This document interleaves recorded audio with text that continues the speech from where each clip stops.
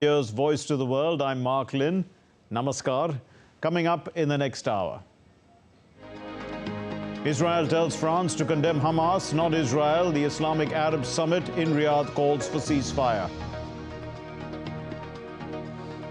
Rishi Sunak is under pressure to sack Suella Braverman after she publishes a controversial article accusing the Metropolitan Police of political bias without Sunak's clearance.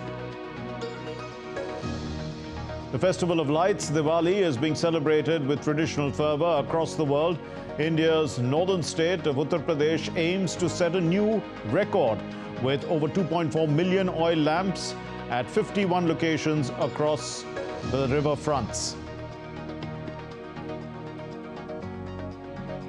Dhiraj Devara secures India's first archery quota spot in the Paris Olympics 2024, wins silver in the Asian Continental Qualifier Tournament.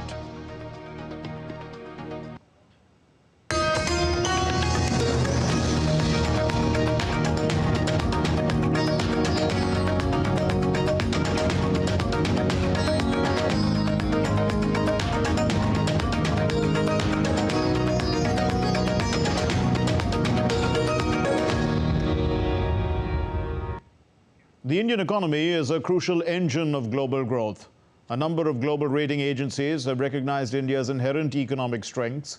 S&P Global Ratings and Barclays have all praised India's track record. And the country's foreign exchange reserves have surged to $590.783 billion, US dollars that is, up by $4.672 billion US dollars for the week ended the 3rd of November. Prime Minister Narendra Modi's call for vocal for local is hugely popular among citizens. India, the world's fifth largest economy, is becoming an increasingly crucial engine of global growth. The Indian economy continues to show strong resilience to external shocks. Policy post-COVID has prioritized macro stability over growth by shoring up external buffers, managing the fiscal position while keeping growth close to trend. Reserve Bank of India said that India's forex reserve surged by $4.672 billion US dollars to $590.783 billion US dollars for the week ended the 3rd November. This increase took it to a 7-week high mark. Apex Bank said that foreign currency assets rose by $4.392 billion US dollars. The overall value of the gold held was up by $200 million at $46.123 billion US dollars.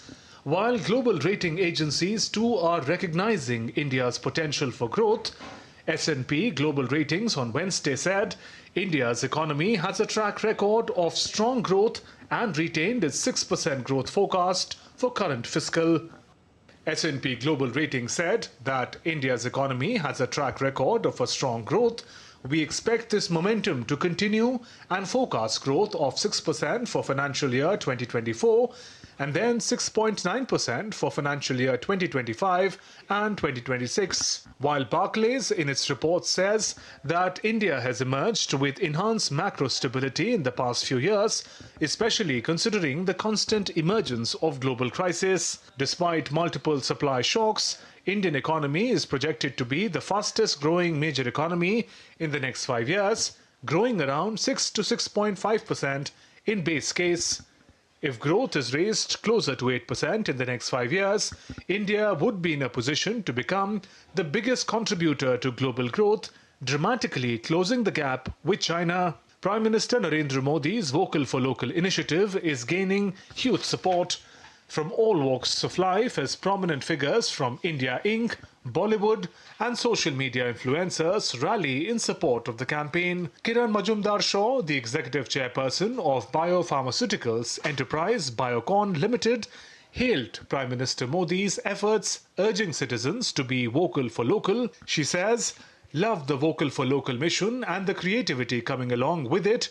Kudos to Prime Minister Modi and may Goddess Lakshmi shower her blessings on Indian entrepreneurs and businesses this Diwali." While Indian actor Jackie Shroff called for spreading happiness this Diwali by buying local products, He said that when we buy one local product, we spread happiness among so many of our own people who have been part of its journey.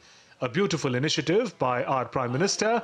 This Diwali, let's pledge to go vocal for local. While actor Boman Irani says that Diwali is an occasion of joy, Irani adds that Modi government has brightened up lives of crores of our citizens and spread joy with its various schemes. The Vocal for Local campaign urges Indians to support indigenous products, fostering economic growth and self-reliance. The initiative encourages citizens to prioritize and promote locally made goods, empowering domestic industries. Fuzail Ahmed reporting for DD India. India's Information and Broadcasting Ministry has approved the Digital Advertisement Policy 2023 to enable and empower India's advertising wing to undertake campaigns in the digital media space. The policy will disseminate information and create awareness regarding various schemes of the Government of India and increase digitalization of media consumption. It will facilitate effective delivery of citizen-centric messaging in a targeted manner. The policy will enable the empowerment agencies and organizations in the OTT and video on-demand space. The policy further streamlines the process of putting advertisements for government clients on these platforms. The policy also empowers to empanel digital media agencies to enhance its outreach through the various platforms.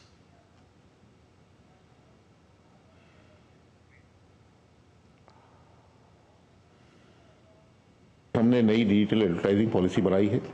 पहले जो हम digital advertisement देते थे वो केवल news channels के जो news digital उनके जो वेबसाइट थी केवल उस पे देते थे। अब हम न्यूज़ चैनल्स के बियॉन्ड हम किसी भी चीज़ पे जिस पे कस्टमर जाता हो, जिस पे पब्लिक जाती हो, वहाँ पर जो है हम एडवर्टाइजमेंट अपना करेंगे। उसको इससे लिंक नहीं करेंगे कि न्यूज़ चैनल है या क्या है। अगर जैसे यूथ है वो अगर पॉडकास्ट पे जाते हैं या म्यूज़िक शोज़ पे जाते हैं तो वहाँ पर उनकी वेबसाइट पे करेंगे। महिलाएं हैं अगर वो कुकरी शो में जाते हैं या किसी और शो में जाते हैं तो उधर करेंगे। तो हम जो हर तरह की वेबसाइट्स को, पॉडकास्ट को, म्यूज़िक के ऐप्स को, OTTs को, इनको सबको हम जो है उनके कॉम स्कोर से उनके कितनी व्यूअरशिप है उसके हिसाब से उसके अंदर हम उनका चयन करेंगे। The Chairman and Managing Director of Rodic Consultants, Raj Kumar, has praised India's Prime Minister Narendra Modi for advancing the country's digital infrastructure and fostering the startup ecosystem.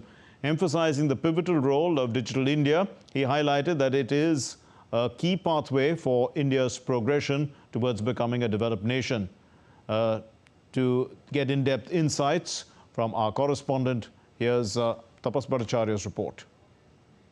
You guys are working on digital aspect. Digital India is the way forward. How do you see your company making that transaction and at the same time adhering to Prime Minister's clarion call of Digital India? Yeah, I would first like to congratulate our Honorable Prime Minister, the way he has pushed for the Digital India slogan and the result afterwards, and the way he is monitoring it, and every forum he is participating and really pushing it hard. It shows his drive and the vision and the strategy where he wants to bring in.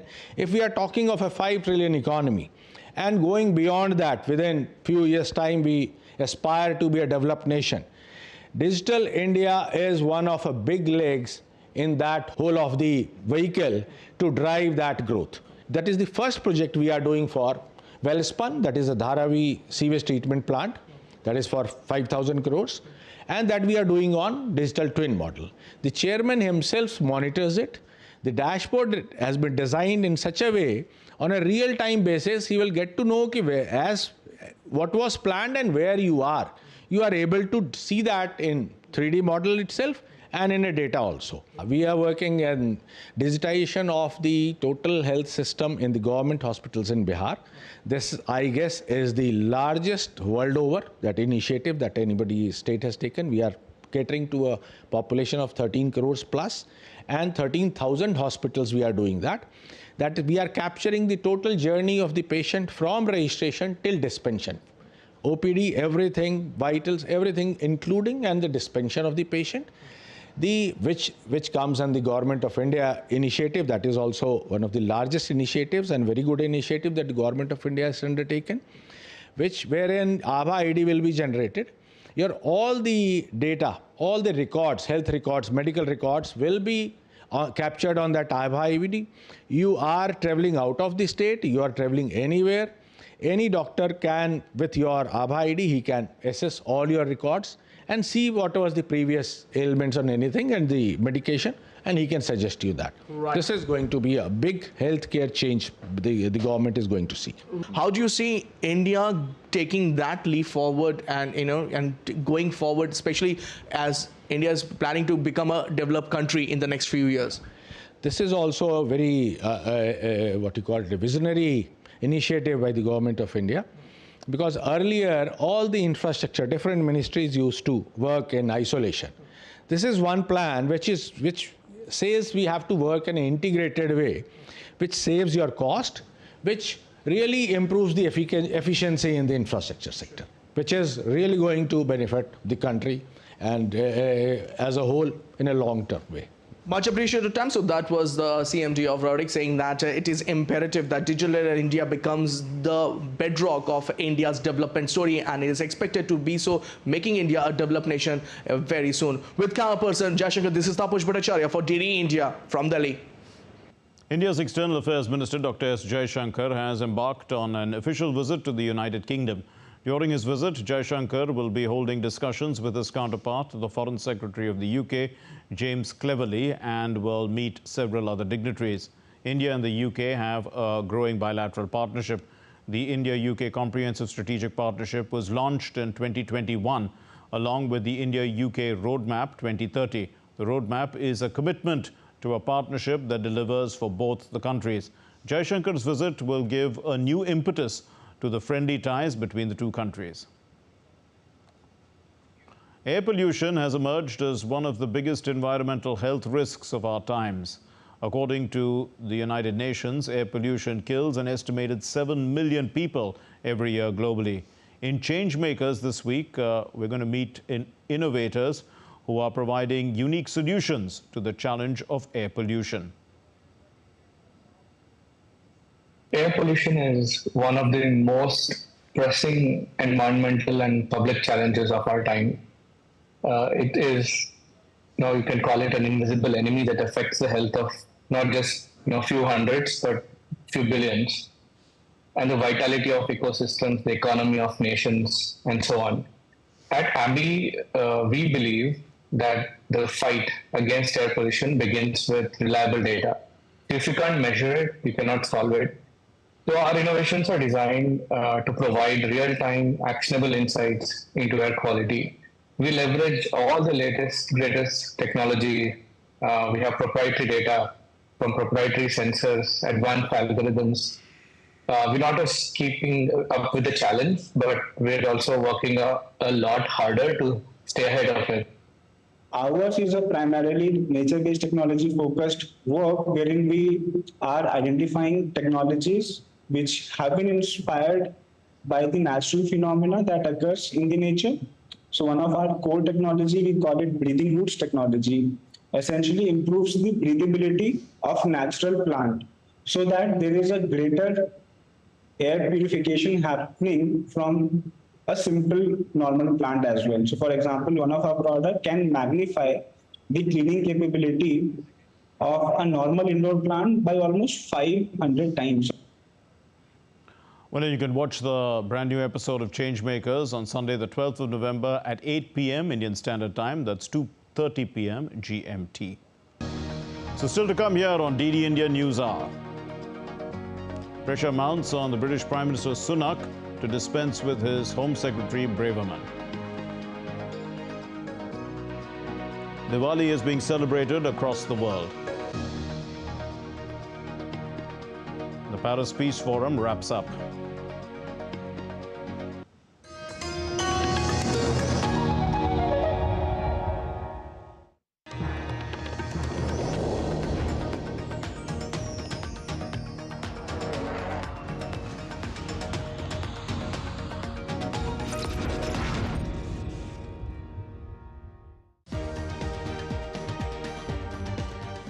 celebrate Diwali with Indian cinema. With glittering diyas, glowing and enthralling, sparkling as well as colorful lights. Celebrate Diwali, joy, love, spread sweets, and understand what Diwali means. Diwali, the festival of lights, is a significant Hindu celebration symbolizing the victory of light over darkness and good over evil. Diwali has been one of Bollywood's cherished festivals.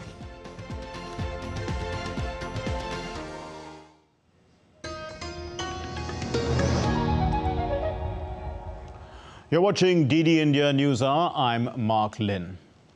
Well, Saudi Arabia is hosting a special summit this Saturday, uniting nations from the Islamic and Arab world. They're addressing the situation in Gaza. And in his opening remarks, the Saudi Crown Prince Mohammed bin Salman called for an immediate ceasefire in Gaza, but he also asked for the liberation of all hostages held by Hamas. Saudi Arabia on Saturday hosted an extraordinary summit of Islamic and Arab leaders and discussed the worsening situation in Gaza. Iranian President Ibrahim Raisi and dozen other leaders attended the summit. They called for a halt to forced displacement of Palestinians. Turkish President Tayyip Erdogan, Qatar's Emir Sheikh Tamim bin Ahmad Al Thani, and Syrian President Bashar al-Assad, who was welcomed back in the Arab League earlier this year, also attended the summit. Meanwhile, French President Emmanuel Macron has called for a ceasefire. After Macron's statement, Israeli Prime Minister Benjamin Netanyahu responded, saying world leaders should be condemning Hamas and not Israel. He said, "These crimes that Hamas is committing today in Gaza will be committed tomorrow in Paris, New York, and anywhere in the world." Israeli army video showed ground and air strikes on Hamas targets in central city of Gaza. Multiple blasts light up Gaza sky overnight into Saturday as huge plumes of smoke rose from buildings near the border with Israel. Fighting has intensified near Gaza City's overcrowded hospitals, which Palestinian officials said were hit by explosions and gunfire. Bureau reports, DD India. Well, pressure mounts on the British Prime Minister Rishi Sunak to sack one of his outspoken ministers, Suella Braverman. Her most recent offence is publishing an inflammatory article attacking the country's police that reports to her, without the complete confidence of number 10 Downing Street, one might add. Here's more. Britain's Home Secretary Suella Braverman made it clear at the end of October that she thought pro-Palestinian protests were instigated by hate. Well, first of all, let me explain what we've seen over the last few weekends. We've seen now tens of thousands of people take to the streets following the massacre of Jewish people, the single largest loss of Jewish life since the Holocaust, chanting for the erasure of Israel from the map. To my mind, there's only one way to describe those marches. They are hate marches. Less than a fortnight later, there is pressure on British Prime Minister Rishi Sunak to sack Braverman, this time for publishing an inflammatory article attacking the police's handling of a planned pro-Palestinian march. Earlier this week, British Prime Minister Rishi Sunak demanded assurances from London's police chief that the pro-Palestinian march scheduled for the weekend would be held safely. Yeah, this is a decision that the Metropolitan Police Commissioner has made, and he has said that he can ensure that he safeguards remembrance for the country this weekend, as well as keep the public safe. Now, my job is to hold him accountable for that, and we've asked the police for information on how they will ensure that this happens. Braverman seems to think these marches should not go on, but the police service, which believes it acts independently, thinks otherwise. If over the next few days the intelligence evolves further and we get to such a high threshold, and it's only been done once in a decade, where we need to say to the Home Secretary we think it's got to the stage we need to ban the march element, then of course we will do. But that's the last resort that we haven't reached yet. Braverman, as Home Secretary, is responsible for policing and national security. However, her hardline comments have made her more moderate colleagues feel uncomfortable. Downing Street is investigating how the article happened in the Times without changes suggested by the Prime Minister's office. Under the government's code of conduct, ministers must seek approval from Downing Street for announcements, speeches, press releases and new policy initiatives. Braverman has not apologized, and her conduct may well be seen as an affront to Sunak's leadership. Sunak is left with a hard choice. Should he sack a disruptive cabinet colleague who, if sacked, could become a rival and a critique? Well, the UK economy is stagnating, but it is not in recession, according to the country's latest official GDP figures. There had been a widespread expectation that the UK would have entered recession in the third quarter of the year. Here's DD India correspondent Stuart Smith with the report. This latest data means the value of goods and services produced by the UK barely changed from July to September at 0.0%. Imports were down in the third quarter, reflecting a lack of domestic spending, according to the Office for National Statistics. It says a small drop in the services sector and health and commercial property rentals was partially offset by small gains in the engineering, car sales and machinery leasing sectors. Some economists point to Bank of England monetary policy as the most relevant factor, with high interest rates successfully reducing inflation but also stifling growth. The New Economics Foundation blames institutional factors like a lack of investment in healthcare, resulting in people being too sick to work, and blaming high energy bills due to underinvestment in home insulation and alternative energy sources. The lack of growth is widely expected to continue into 2024, hovering around 0%, with the jury out on whether minimal growth or minimal recession is more likely over the next few months. Since just before the COVID pandemic, UK GDP has grown 1.8%, which puts it ahead of France, Germany and Japan, but means it's less productive than Italy and Canada. The US stands out amongst G7 nations, having grown 8% since before the pandemic. Chancellor Jeremy Hunt, who is responsible for government spending, says his new budget, to be announced the week after next, will focus on unlocking investment, getting people back into work and reforming public services to improve growth. The opposition Labour Party says the figures are further evidence the economy's not working under the Conservatives and working people are worse off. Stuart Smith in London, reporting for DD India. The first day of the Paris Peace Forum has wrapped up with leaders from around the world discussing global challenges, including climate change and artificial intelligence. Despite the gathering of dignitaries and thought leaders, events in the Middle East have largely overshadowed the forum's discussions. Here's Alex Kadia's report. The Paris Peace Forum is certainly ambitious in the number of complex issues it's trying to tackle. Leaders from around the world, alongside heads of NGOs and business groups, have toiled over challenges ranging from melting polar ice caps to international standards in space and terrorist content online. Major breakthroughs or announcement weren't expected here. The goal is to bring together influential leaders from around the world, offering them a space to try and work out solutions to the most pressing issues of our time. NGOs like the Red Cross, Amnesty International all took part. Food security, climate refugees, green financing, all were discussed. But events in the Middle East loomed over this conference. A week ago, President Macron added a pre-conference conference to the agenda. Yesterday, leaders gathered to discuss the disastrous situation in Gaza. For the first time, the French leader, joined by the Palestinian Prime Minister and representatives from other Arab states, said humanitarian pauses should lead to an eventual ceasefire. With increased diplomatic pressure on Israel came practical solutions for Gaza. Cyprus's president proposed a maritime corridor for ships delivering aid to the Strip, possibly landing on its southwestern shores. The plan could provide an alternative to the difficult passage through land borders in Egypt or Israel. These proposals fit into the overarching theme of the Paris Peace Forum, a collective attempt to find solutions to some of the world's most complex and existential issues. Alex Kadier in Paris, reporting for DD India. Let's take a look at other stories making the news. Intermittent rain led to a rapid improvement in Delhi's air quality on Friday and cleared the suffocating haze that has been lingering for more than 10 days in the national capital of India. The overall air quality has again slipped into the severe category, however, despite this rainfall in the national capital. The air quality index stood at 339 on Saturday. This is as per the data of the System for Air Quality and Weather Forecasting and Research. It has been snowing continuously over 2 days in northern India in the town of Badrinath in the hill state of Uttarakhand. since Friday evening, and officials said that 2 inches of snow were recorded in the temple town. Sand art depicting the life story of the Indian god Lord Ram is created by the Indian sand artist Rupesh Singh in the city of Ayodhya ahead of the Deep Utsav celebrations held every year.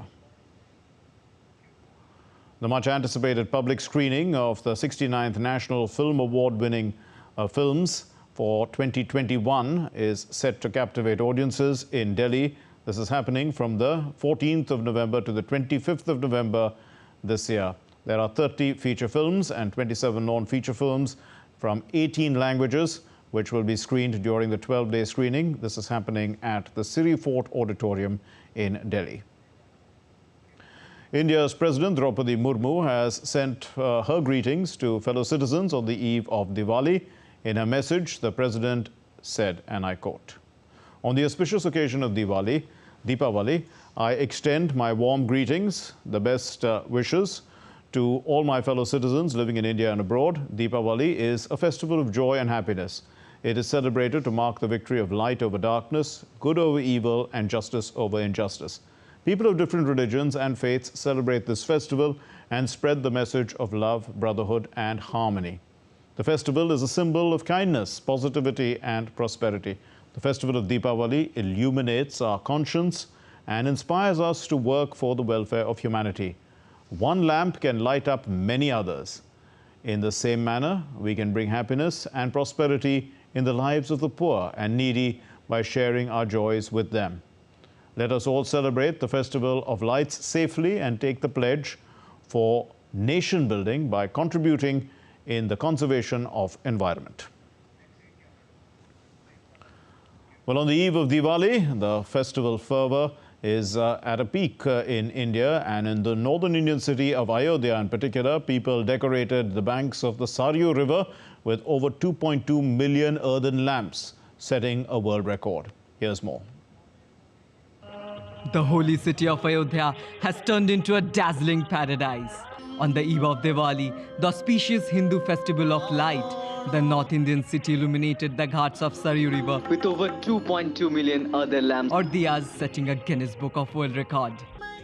This is a record for the largest display of oil lamps. The number that you had to beat was 18,81,000 plus lamps.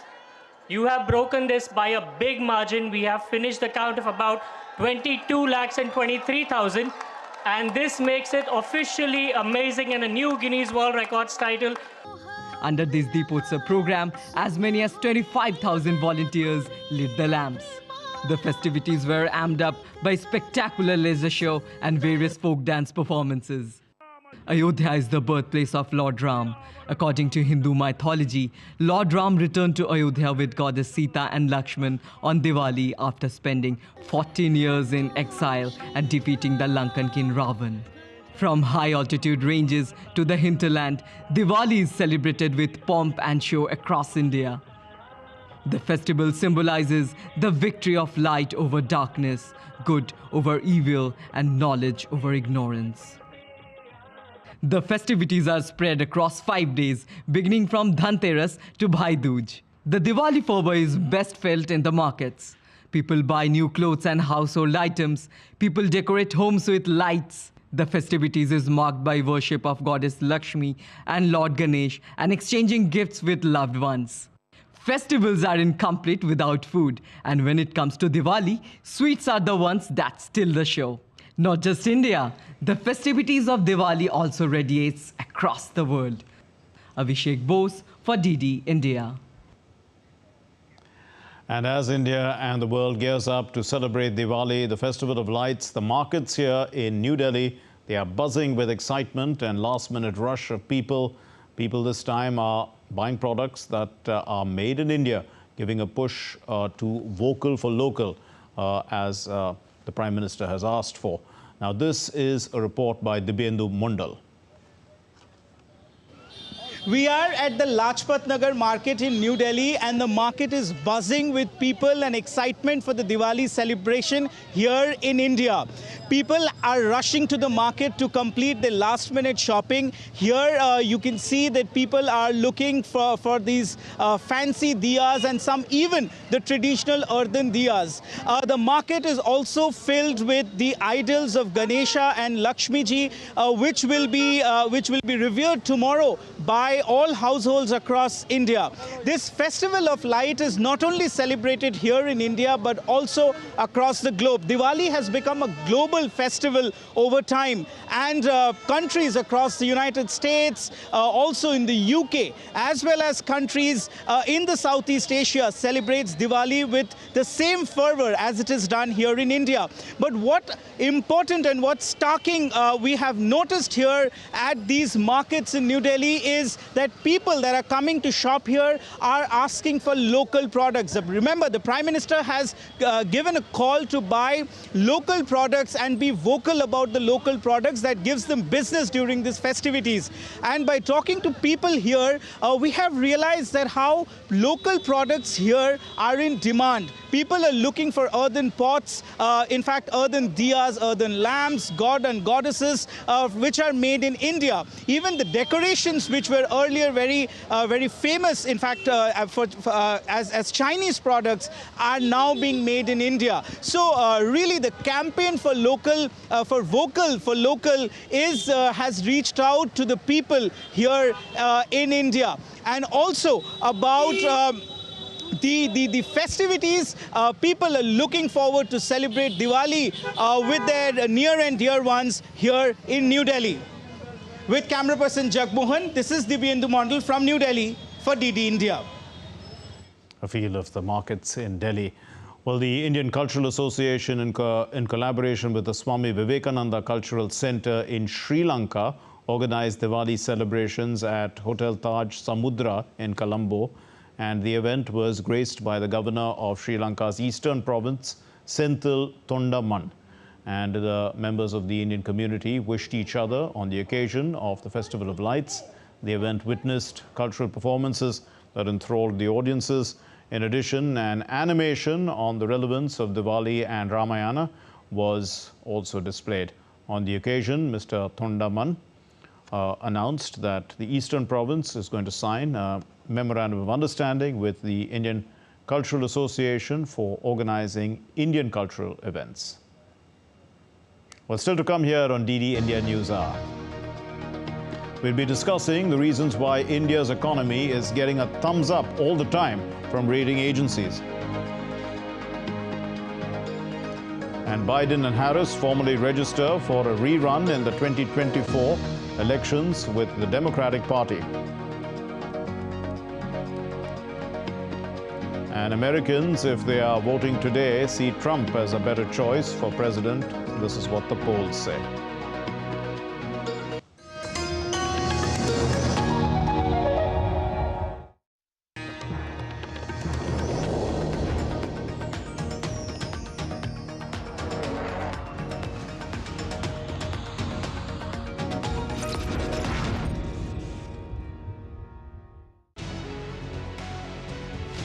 Combating air pollution,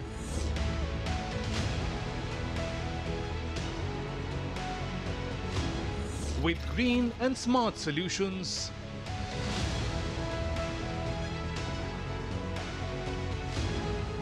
Meet the change makers. Providing this granular level of detail, we enable users to detect pollution hotspots. One of our products can magnify the cleaning capability of a normal indoor plant by almost 500 times. Air pollution has a profound impact on the health of the people and the planet.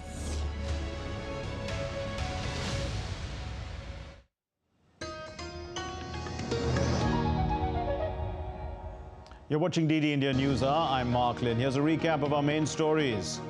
Israel tells France to condemn Hamas, not Israel. The Islamic Arab Summit in Riyadh calls for a ceasefire. Rishi Sunak is under pressure to sack Suella Braverman after she published a controversial article accusing the Metropolitan Police of political bias without Sunak's clearance. The Festival of Lights, Diwali, is being celebrated with traditional fervour across the world. India's northern state of Uttar Pradesh aims, and in fact has set that world record, with over 2.2 million oil lamps at 51 locations across the river fronts. And let's now turn back to our top story, which was about the Indian economy.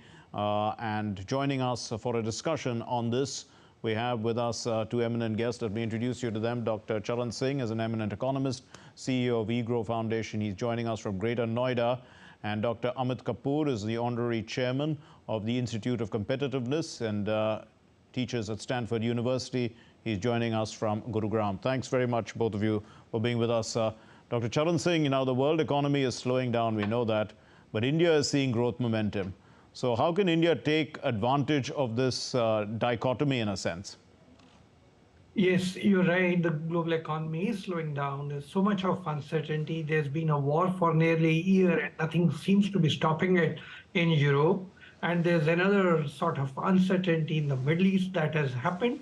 So there is an impact on the global value chain. There's a problem on the commodities. And as you know, that we are a very fragile situation because we were recovering from COVID when the war in Europe after 75 years took place. So the global economy is not only uncertain in the current year, the expectation is that inflation may not be tamed even for most part of the next year. Yes. And that's why the high interest rates and tightened monetary policy in advanced countries could continue as much as June, July of the next year, which is very detrimental to growth. Okay. The global projections have already been scaled down tremendously. We have been discussing various reports that have come up. There was a very recent report that came up from Barclays, and Barclays has been talking about it, and I found an in-depth analysis provided by them. And one of the major things that they mentioned was, yes, there have been strong focus on new things like telecommunications, trade, finances, digital sector, but then maybe we need to go and emphasize back our traditional sectors, especially when we say transport, storage, utilities, real estate, defense. Maybe we need to focus there. Maybe we'll get energy from there. And that will add to the new focus that we have achieved in telecommunication and digital.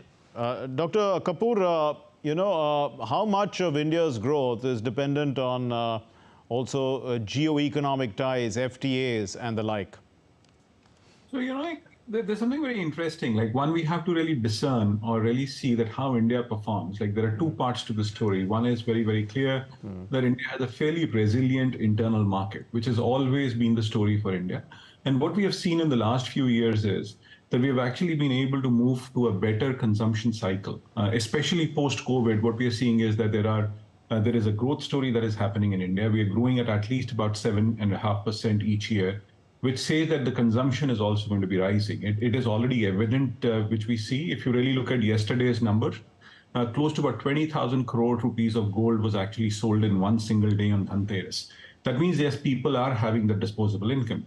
The other thing is in terms of like how India actually does that foreign trade and how FTAs are actually coming through. The foreign trade element, as Dr. Singh was saying, that, there is this whole huge realignment that we are also seeing in the world, especially post-COVID, post-war, or especially after the Ukraine war and how people have looked at China.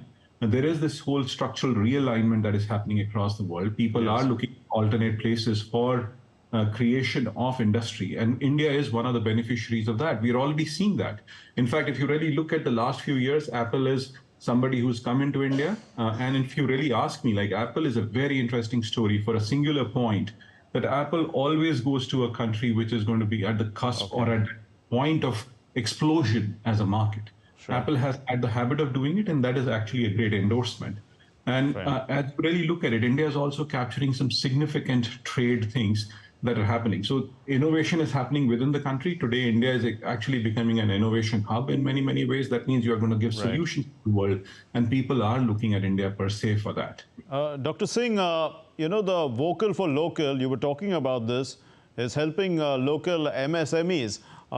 Is it possible, to build a more structured, guaranteed market for the small entrepreneurs?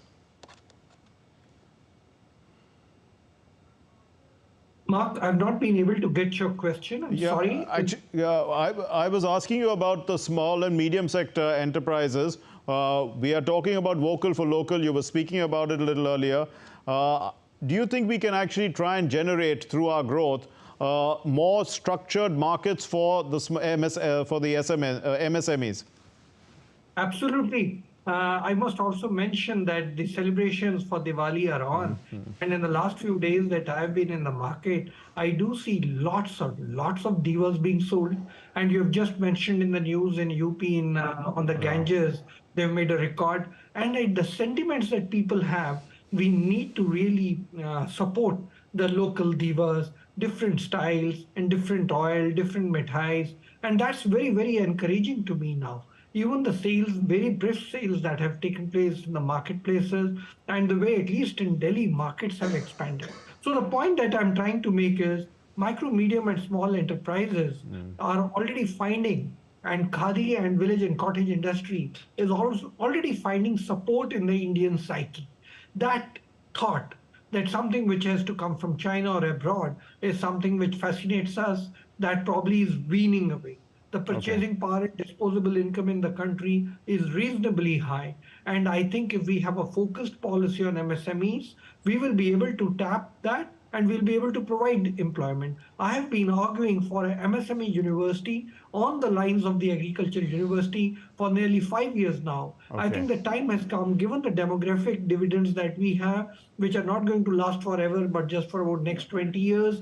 This is the time to encourage entrepreneurship at the local level, and MSMEs are the best sector which can encourage small and medium entrepreneurship. Dr. Kapoor, is there a brand India that has emerged which is, unique in a way that will make Indian products more sought after? People have talked about the pharmacy of the world, for instance, software powerhouse, digital economy, UPI, Ayurveda, cutting edge, cost-effective space solutions, etc. I mean, what would you say? Oh, I think India is actually on a very interesting trajectory. If you really look at the historical antecedents as well, what happened in Japan in the 1970s or 80s is something very strongly happening within the Indian context. India was always known as what you would call as the software powerhouse, or somebody who's actually giving quality labor to that.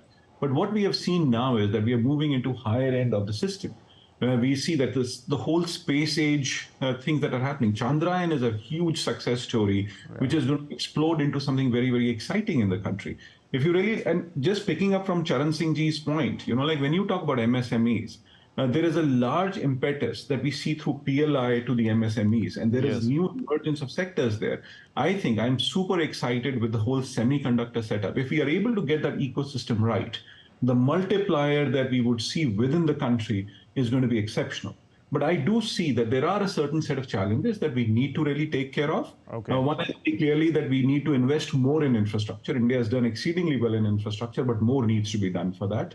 If we are able to do that, then I think with the multiplier across the board is going to be huge. Especially if you really ask me, there are new emerging sectors that are going to be there. We hardly talk about education. India could actually be the education hub for the world. And to really look at the quality of publications that are happening, or the number of publications that are happening, the young demographic dividend that exists, how do we train them? If we are able to bring that quality education, there is going to be an explosion of sector. Healthcare is another one, which is already there at the cusp of huge explosion. So India is really looking at a very positive next few years or next few decades. From my point of view, it's the century for India in the last 70, 80 years. If we just get it right, it is going to be an exceptional story for the future generations to see. And Dr. Singh, how well placed is India then to promote inclusive growth among the global south? Mark, again, I lost your voice. Can you please? I said that how well placed is India to, to become the voice of the global south, to promote inclusive growth among the global south?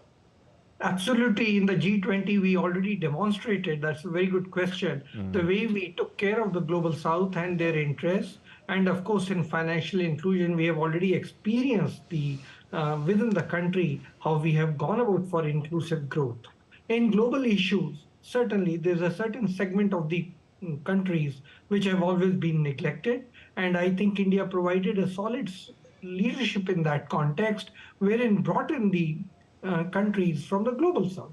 As you must have noticed, Larry Summers and N.K. Singh also authored a report at the behest of G20, looking at the multi-development institutions, because the global financial architecture is not very solid, has been rather weak.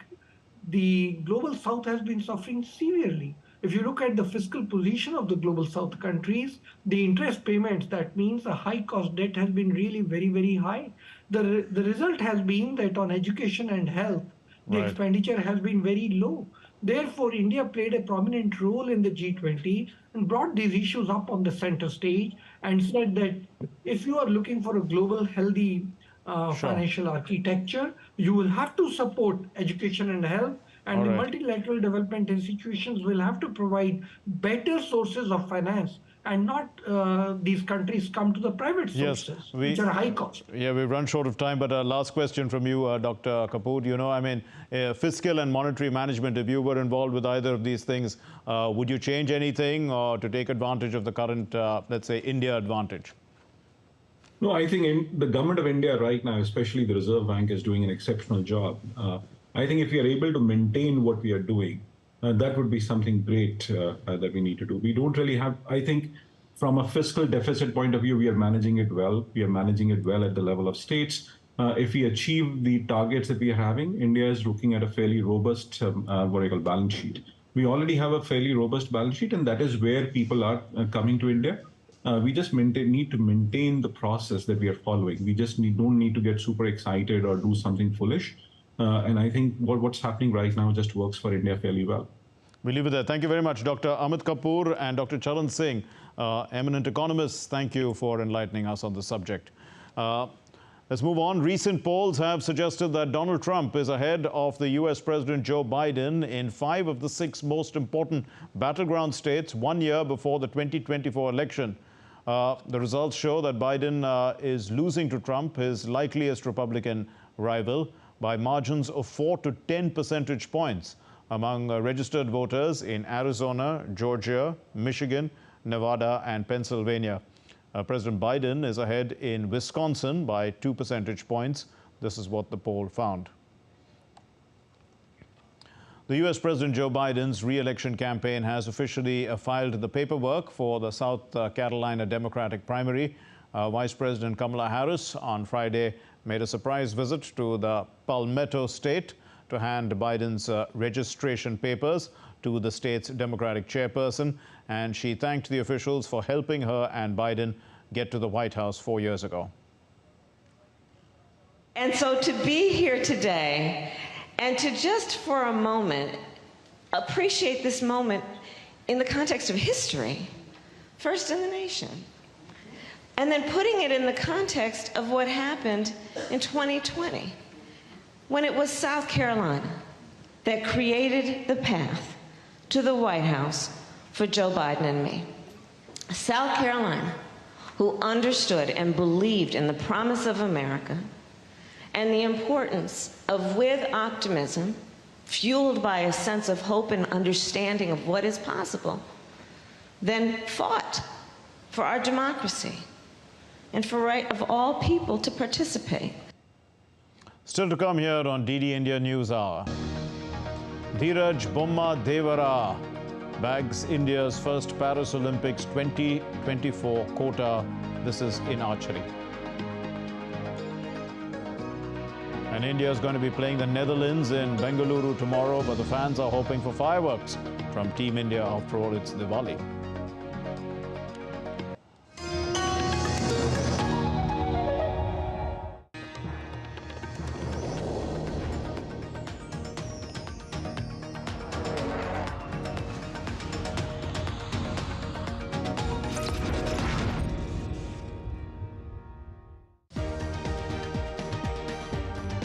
Let's celebrate Diwali with Indian cinema. With glittering diyas, glowing and enthralling, sparkling as well as colorful lights.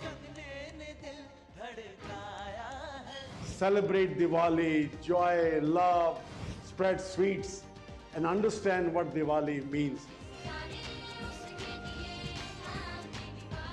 Diwali, the festival of lights, is a significant Hindu celebration symbolizing the victory of light over darkness and good over evil. Diwali has been one of Bollywood's cherished festivals.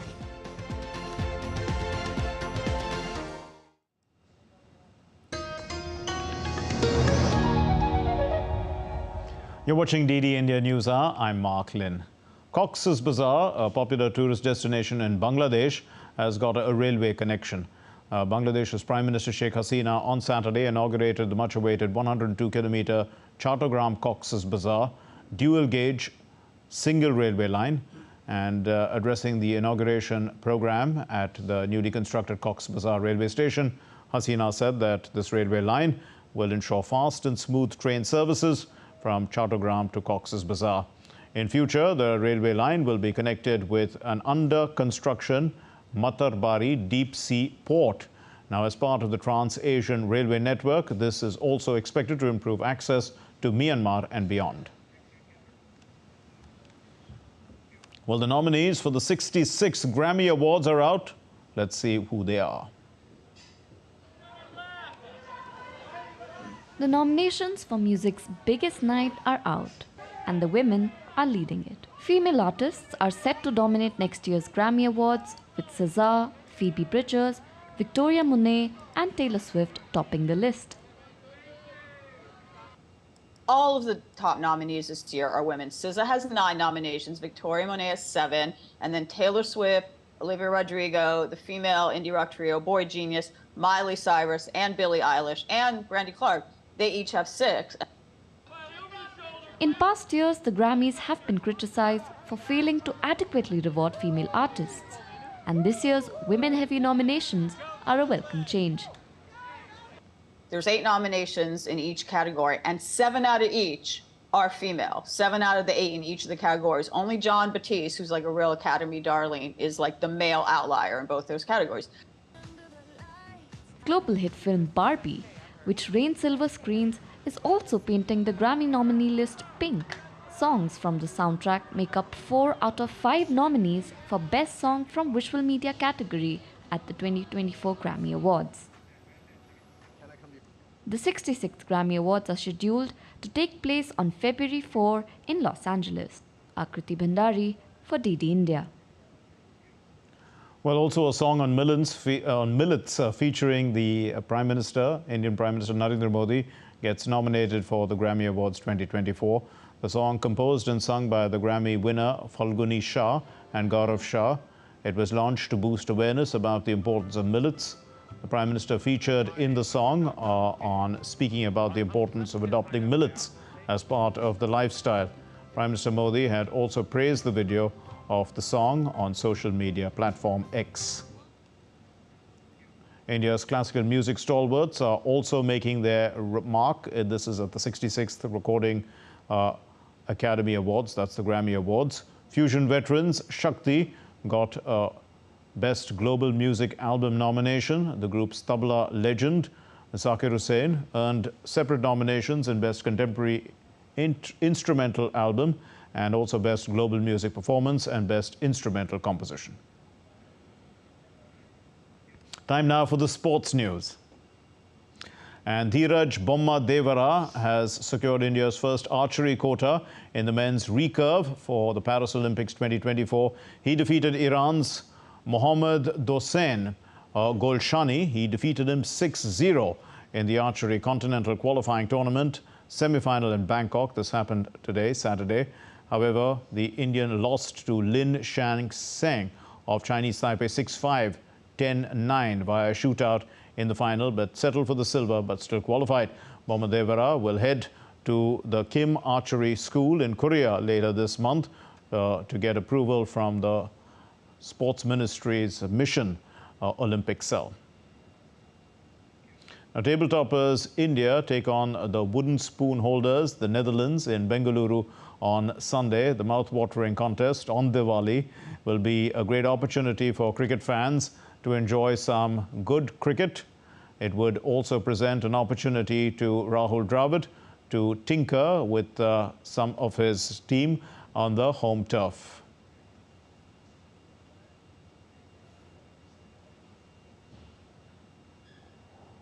And England defeated Pakistan in the last league game that they were playing by 93 runs. England are the defending champions of the World Cup. This happened at the Eden Gardens on Saturday. They were chasing a target of 338 runs, and the Pakistan batsmen were bowled out on 244. This happened in 43.3 overs. England had won the toss and opted to bat. The openers laid the foundation.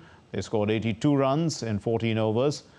After that, Stokes and Root added over 100 runs. They dominated the Pakistani bowling attack. The England batters Bairstow, Root and Stokes hammered half-centuries to power their team to an imposing total of 337 runs for the loss of 9 wickets. And for England, Joe Root became the first England batter to score 1,000 runs in the ODI World Cup. Well, that's all we have in this edition of DD India News Hour. Let us know your thoughts on the news of the day. Connect with us on Facebook, X and Instagram. We'll be back with more news as it breaks here on DD India. My name is Mark Lind. From all of us here in Delhi, thanks very much for watching DD India News Hour, and happy Diwali. Namaskar.